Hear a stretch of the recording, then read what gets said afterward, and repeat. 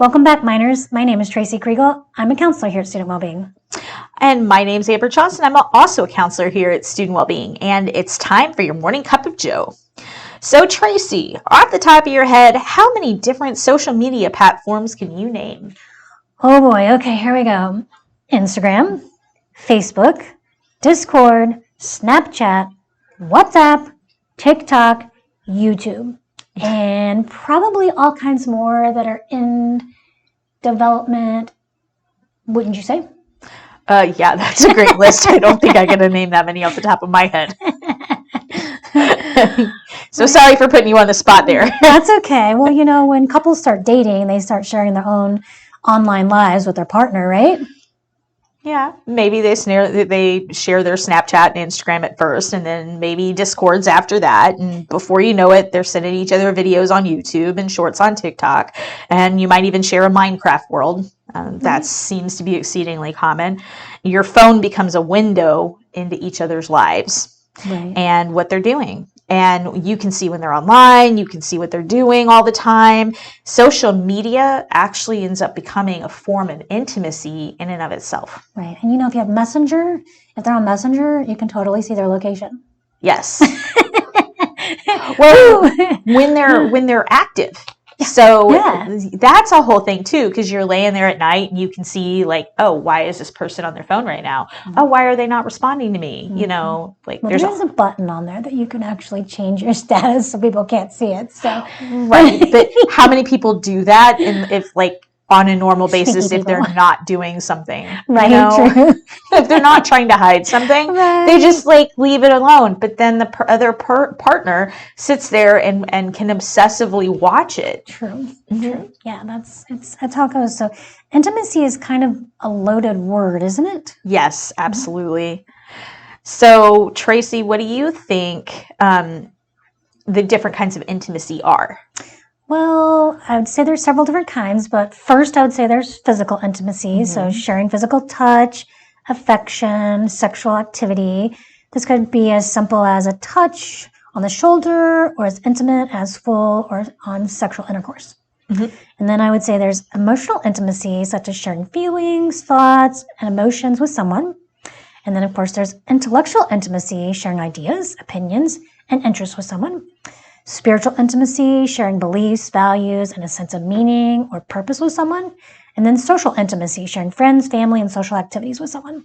Exactly. It's intimacy is kind of a buzzword, but in short, it's an area in our life that we govern and allow other people access to us. Right. So each person that we interact with, we allow them a level of intimacy in these areas based on what we as individuals are comfortable with. I like to call it like hula hoop space. How close are you going to get to my bubble? Yes, the bubble. Yeah. Right. Different therapists call it different things. Don't come in my bubble. Yes. So one person might be comfortable if a stranger touched their shoulder, and another person might be very uncomfortable about that. And a lot of that can do not only with our individual personalities, but the cultures we come from. Some cultures, you stand very far apart to have a conversation, and some you stand much closer together. So there are so many layers to what stands as intimacies and what's normal from person to person and culture to culture. Right, which I think it's important that we know how to respect that amongst the various people that we interact with, because we might find it offensive if someone doesn't, interact with us. Right. At the level that we are used to or accustomed to. Yeah, why are you standing clear across the room to have a conversation with me? I might find that like to be rude, but at the same time, that might be part of the culture in which that person is from, because they have an increased personal space bubble, which is what Tracy was talking about. And that's part of that physical intimacy portion. So some of us, everybody knows that one person that when you talk to them, like within 5 minutes of meeting them, they've told you their entire life story and you pretty much know their grandmother's blood type. Like we've all met that person, right? Right, exactly. Okay. So there's There are some people, however, that trying to get them to even tell you anything about themselves is like pulling teeth. So each person is different, and we have to kind of expect that.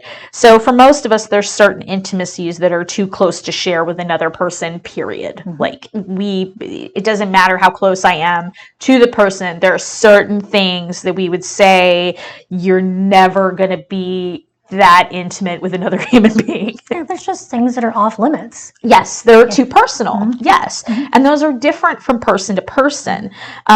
So like, I don't know about you, but I would never want anyone to say, pick my nose. No, that is off limits. Right. Stay away from my physical face here. Get away. Don't pick my teeth. Don't pick my nose, and leave my ears alone. Ew.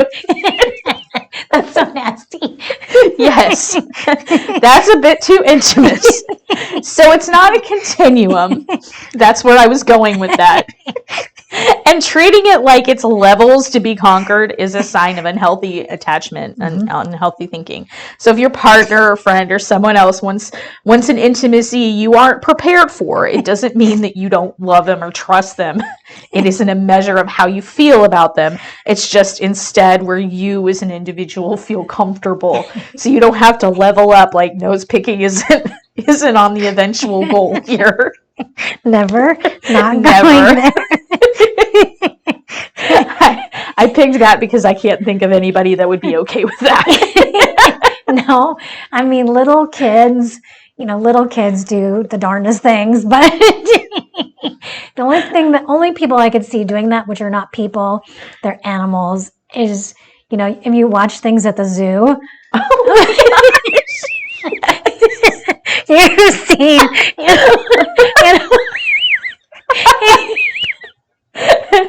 animals at the zoo do funny things. So those are the only things that I can see happening that get physical space just violates all boundaries when you go to the zoo. Well, and that's why it's so funny. That's why it tickles us so much, and it's so strange to talk about these things, because these are taboos, these are intimacies beyond what we would be comfortable with. Right. And like I said, that's a very extreme example, but that's a very easy one to say blanket.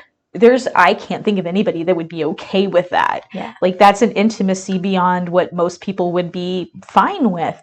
But when we get into other intimacies, there's some people that are going to be okay with a greater level of intimacy.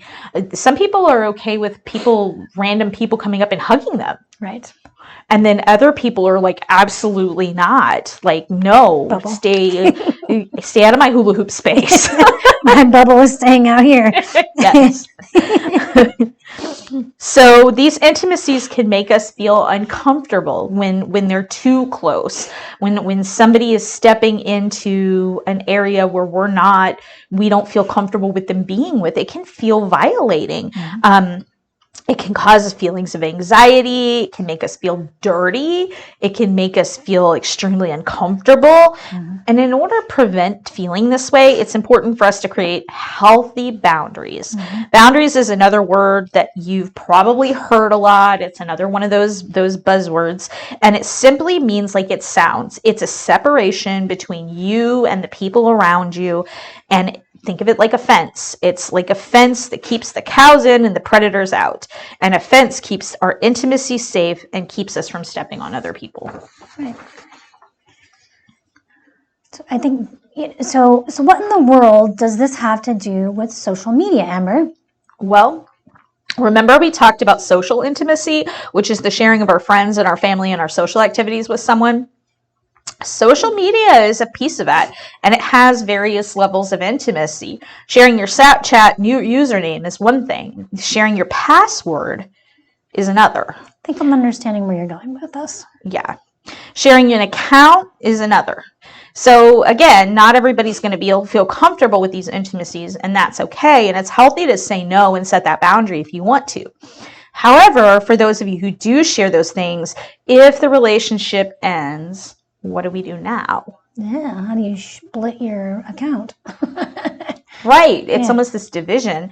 So we've got kind of these two areas here. First, we have the other person has a big window into your life because you've shared all of these usernames and you've friended each other on all these different accounts. So remember that kind of cool fact where you picked up your phone and you could see everything your partner was doing. Well, now it's your ex-partner and you're seeing everything they're doing. And that can be extremely distressing. Yeah, very painful. Yeah, because now you've got a running window into their life, and it can make us feel, well, did I even really matter to that person? Are they moving on quicker than I am? Are they this and that? Social media, as we've talked about before, is kind of an illusion to an extent. So now we're not looking at what's actually happening. We're looking at they're painting an illusion, and we're seeing it. So our instinct is to want to know when a relationship ends. Our instinct is kind of to want to know what that former partner is doing, especially if we didn't have a choice in that relationship ending.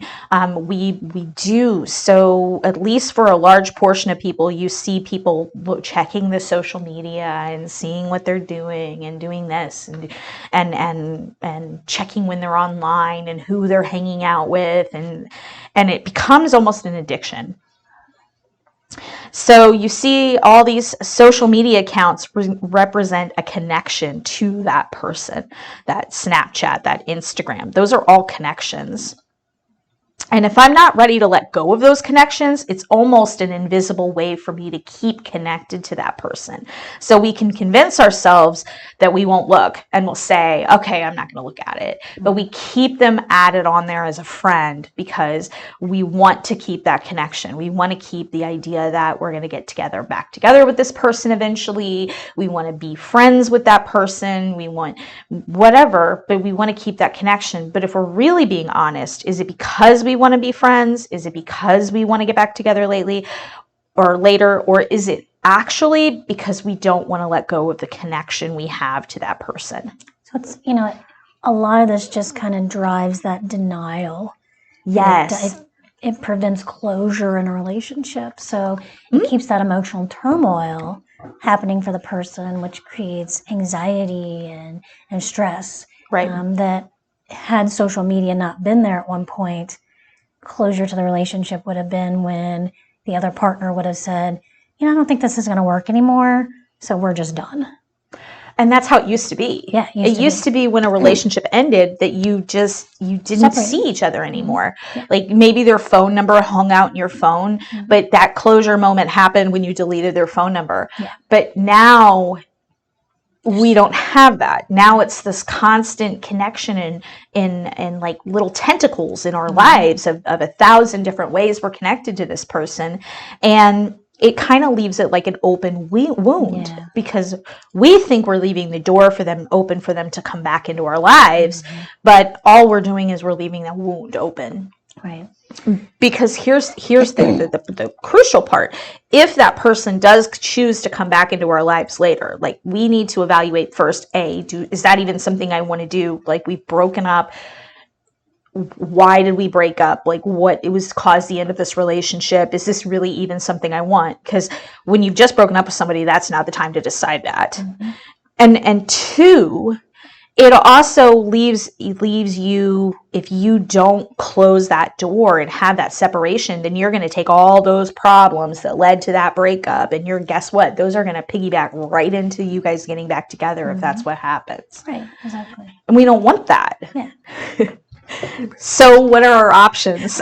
So you can turn off notifications and respond only when you are in the headspace to do so. Also, most social medias have an option to unfollow the other person. You're still friends, but their content's not on your feed anymore. This works if you can keep yourself from going to their content and looking. You can unfriend them where they can't see your content and you theirs, but you can still message each other. You can block them, which is the digital door slam, like done. It prevents contact and seeing their content. Not everyone's going to need the door slam. It's entirely dependent on you and what you need to move on. However, the more the door is open, the more you're going to be tempted to hover around it. Absolutely. But setting the hard boundary before you are ready can leave you feeling panicked. It's all about where you are and what you need. Absolutely.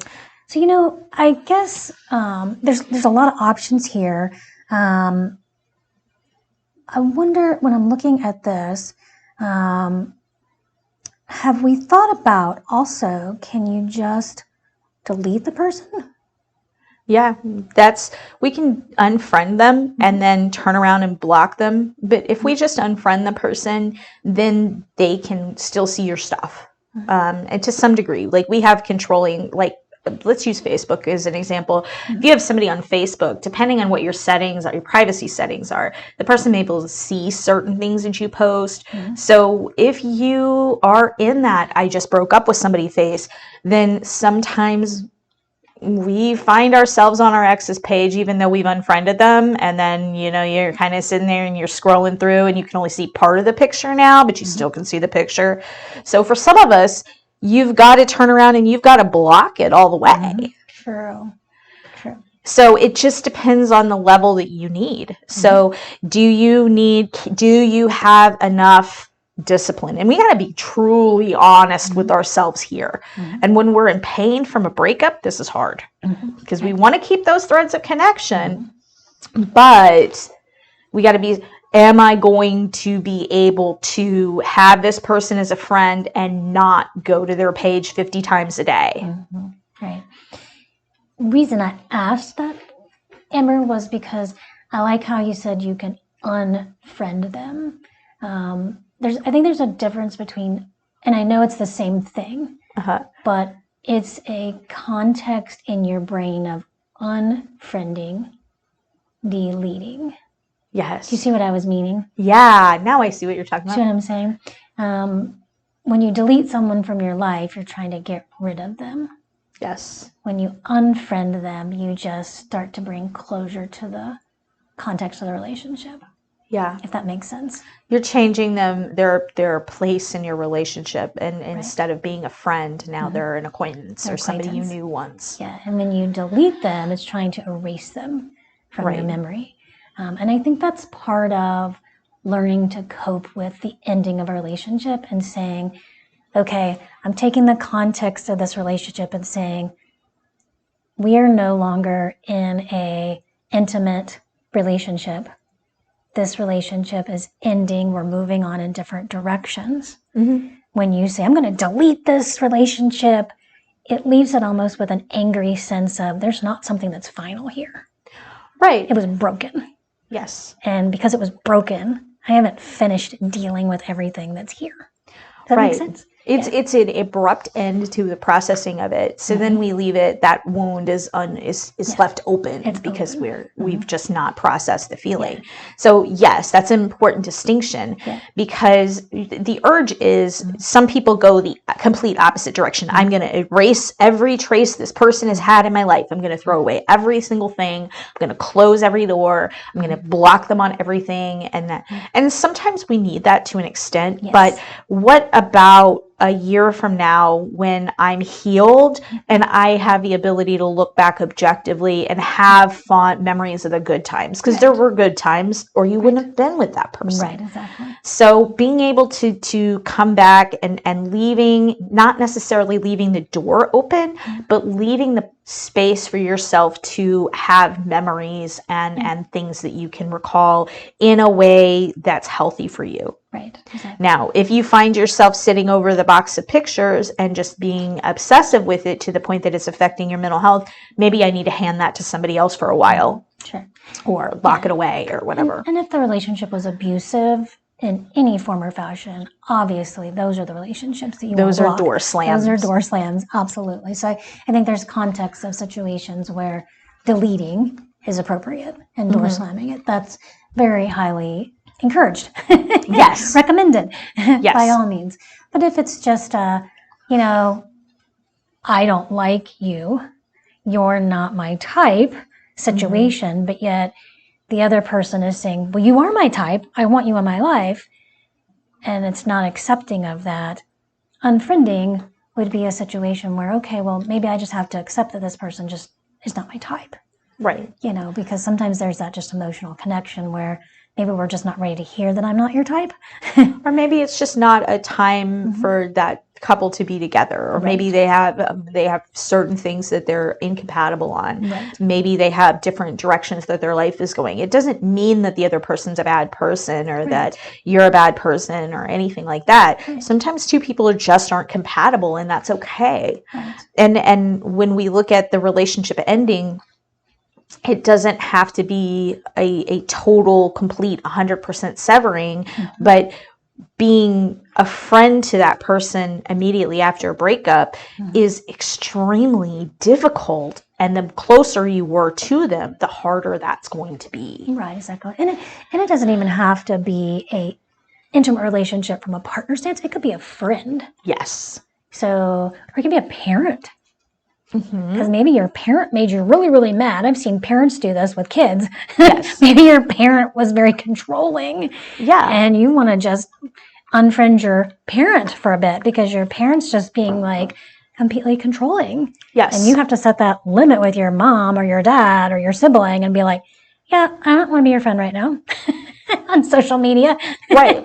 So I've got to set a boundary for you. Because, your mom or dad or brother or sister or cousin or aunt or uncle is just like, on social media. So I'm like, okay. I've had to do that. Boundary right now because social media and you and family are not, happy right now. So, being able to set a boundary on social media with a loved one that's a family member may have to be, a thing right now because they're creating too much stress for you. So sometimes that has to happen. So. And that's okay. Vice versa. Maybe a parent has to set a boundary for a child too. So, yeah. Right. So before we go and set the boundary, the first thing, and then we figure out where we want our boundaries to be, the first thing we have to ask ourselves is, am I leaving threads of connection open? Are there accounts that they can message me? Can we see each other's content? Are the shared social media accounts still open? And do I need to change any passwords? This is basically us looking at our digital footprint and saying, what are the ways that this person has to get a hold of me? Because right after a breakup, when we're sitting here and we're kind of in the back of our mind hoping that person, especially if we were not a willing person, if it wasn't our idea to break up, we might sit here and want that person to message us. We might be sitting around waiting and watching and hoping there. There's a feeling of relief that happens when we block their ability to do that. So if you find yourself watching and anticipating them contacting you to a point that it's making you feel just, upset, that might be someplace that you want to close that connection and pull back that thread of connection so there is not one. You've got to, am I constantly looking at their page? Am I checking their social media too many times in the day? Is this a place where I need to cut that and create a boundary there? It's the social media accounts. That might be, again, another one. Do I want this person reading my social media stuff? Do we want to have this shared account where they can read my email or they can post with my name on it, those kind of things?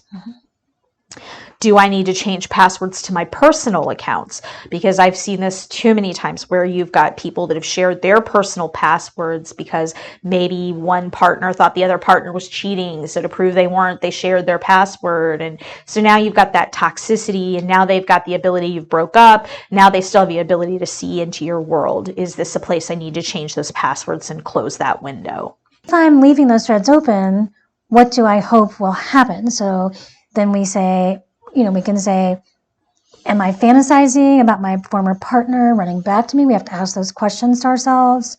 Are these fantasies making me feel better or worse? Are they kind and respectful to me? So those are those questions we have to ask. Or do they allow the other person to step on me? So those are those questions we have to ask ourselves when looking at those things, because those are important questions to ask of ourselves. Yeah. Am I being kind to myself by sitting here and fantasizing about how I'm going to make this other person regret breaking up with me? Am I being kind and respectful to myself by doing that? Like, is it kind and respectful to this person that's treated me badly? Now I want to prove to them that I'm worthy of them. Is that a respectful thought process? Right. And next, am I acting in a way that's consistent with what I want? Am I saying I don't want to get back together, but then not blocking their number and their ways to contact me? Am I leaving that connection open even though I'm saying I don't want to have any more contact with that person? And then finally, am I treating myself with respect? Because often we get into these and it becomes about you get these ideas where we have to feel like we have to earn the love and the respect from another person, especially in relationships. Like, I have to work out more to be worthy. I have to do this to be worthy. And the truth is, you're worthy just the way you are. You don't have to earn anybody's respect or admiration. If you've not gotten it being who you are and being a good person, no matter how many hours in the gym, it's not going to earn it for you. Right. I agree, Amber. I think that social media can be a very positive thing when it comes to connection. But as we've talked about here today, social media can also create challenges for relationships. So I think everything that you brought to the table when it comes to different types of intimacy, I think we have to pay attention to that. So I think the things that you brought to the table to talk about today are very important across the generations of people who are engaging in all the different forms of social media. So I hope, as our listeners have been listening today, that if they're finding themselves having difficulty with the uses of social media, that they will reach out. If they need help, if there's a crisis that they're finding themselves in, that they will, ask for help, talk to somebody if they're just feeling overwhelmed, because you're not alone. I think that's that place that sometimes social media puts us, is that we feel isolated. Right. It's a great big world out there. We're living in the wired world. Well, and it kind of sometimes feels like everybody's talking all at once, and it sometimes feels like nobody's listening. Right. But there are people listening. There are lots of people listening. So you're not alone. If you feel like you need to talk, you can always make an appointment up here with Student Wellbeing, and we will be glad to meet with you and talk to you and help you get through, especially if you're going through a bad breakup. We're here to talk. I also have a healthy relationships group. If you're struggling to set those personal boundaries, we can talk about creating healthy boundaries as one piece of that healthy relationships group. Yeah, and I think the other piece is the 988 hotline. I think that's so valuable for people because, if you're listening to this podcast and you're around, the area, or you're outside of Missouri S&T, maybe you're a graduate student or you're on a co-op and you're listening to this podcast, 988 is available 24/7. Yes. So if you just need to talk to somebody and you're, it's midnight, or it's 2 o'clock in the morning, 3 o'clock in the morning, and, you just broke up with that person, or your mom called you and she, just was very upset with you, or, your dad or your brother, your sister, and you just need to talk to somebody, you can text that 988, you can call them. There's a trained professional there that can just process your thoughts with you, because social media is sometimes very difficult to navigate. Yes. And I think that's important for you to know, that there's always someone out there that can talk with you and process your emotions. You are never alone. No matter what happens within our thoughts, our emotions, our actions, we always have someone who cares about you, who wants to help you. Whether your mind convinces you that you're alone, you are not. Someone is there and cares. Well, Miners, it's been a good week. We hope to see you again next week.